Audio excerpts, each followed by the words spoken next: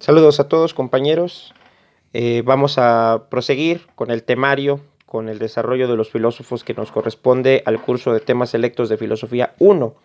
Y en esta ocasión vamos a hablar de otro filósofo que va a complementar, que va a hacer una aportación más a la visión sobre el ser humano, que es en general la temática que hemos estado abordando, la naturaleza humana, el sentido de las cosas para el hombre. Y en esta ocasión vamos a abordar a un filósofo bastante importante llamado Karl Marx. Marx, cuyo pensamiento a menudo se denomina marxismo. Es un filósofo que vivió enteramente en el siglo XIX, nació en 1818 y murió en 1883. Y este filósofo es muy influyente en la historia del pensamiento humano, puesto que sus reflexiones en torno a la economía humana asentaron muchísimo de lo que hoy en día entendemos como los procesos económicos y además generaron también conceptos de nación, como vamos a ver un poquito más adelante. El filósofo Karl Marx se centra en una crítica hacia los medios o hacia las formas de producir, a las formas sociales y económicas que existían en su época.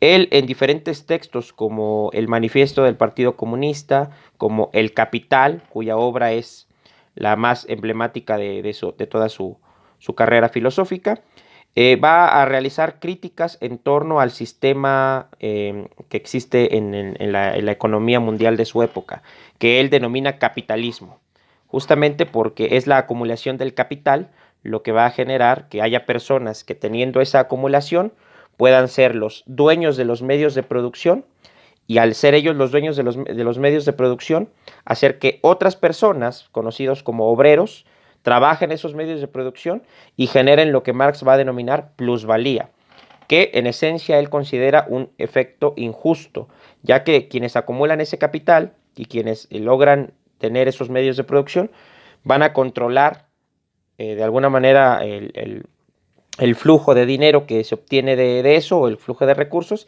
y ellos van a estar acumulando más, mientras que los obreros van a trabajar más de lo que van a recibir a final de cuentas, puesto que, según Marx, el obrero solo necesitaría, si estuviéramos en una sociedad justa, cierta cantidad de tiempo de trabajo y con ello obtendría los recursos que necesita para él y para su familia de la que dependen de él, pero al trabajar más de ese tiempo, él genera un exceso y ese exceso se llama plusvalía y es lo que va a ser la ganancia del patrón o la ganancia del burgués. Marx va a distinguir a los burgueses como los dueños de los medios de producción y a los proletariados, a los obreros, como los que no son dueños de medios de producción y tienen que trabajar para el burgués, para el patrón, para el hombre que tiene en sí el capital. Toda esta situación él la considera injusta y entonces va a decir que el obrero, el proletariado, tendría que rechazar esta idea y levantarse de alguna manera de forma revolucionaria para cambiar este sistema y optar por un sistema más justo, más equitativo, denominado socialismo. Y todo esto, esta generación del socialismo, de esta manera de entender el mundo de una manera más equitativa, donde los dueños de los medios de producción no sean los burgueses, sino los propios proletariados, y las empresas sean un asunto estatal, va a denominarse socialismo, que es una antesala a una visión todavía más profunda de este mismo sistema llamado comunismo. Marx va a aspirar a que el proletariado, el obrero, el campesino, se levante revolucionariamente, haga una especie de revuelta pragmática, de revuelta de praxis y logre conseguir cambiar el sistema en el que vive, cambiar el capitalismo hacia un socialismo y posteriormente un comunismo. Todo esto Marx lo sostiene con base en que lo material es lo más importante para el ser humano. La base material es para Marx el elemento clave. Un filósofo anterior a él, llamado Friedrich Hegel, creía que el espíritu daba origen a la materia. ¿A qué se refiere esto? A que supuestamente Hegel había como un espíritu eh, de carácter metafísico, un espíritu de carácter casi religioso que imperaba en el mundo y esto iba generando todas las sociedades, todo el arte, toda la política, toda la economía, todas las cosas. Pero Marx un poco cree que está mal Hegel en este sentido, que está al revés viendo las cosas. Él cree que la determinación material es lo que hace que se conciban los elementos culturales. Si existen ciertas condiciones materiales, entonces el ser humano va a adaptarse a esas condiciones materiales y va a generar a partir de ellas pues ciertas nociones culturales, ciertas nociones económicas, ciertas nociones políticas, ciertas nociones de todo tipo de carácter, ¿no? Uno de los elementos clave dentro del marxismo es esa idea, que la materia determina el espíritu, que lo que tengamos en nuestro ambiente, en nuestro entorno, es lo que va a terminar ayudando a construir demás cosas. A eso se le va a llamar, digamos, la superestructura, lo que llamaría Marx, ¿no?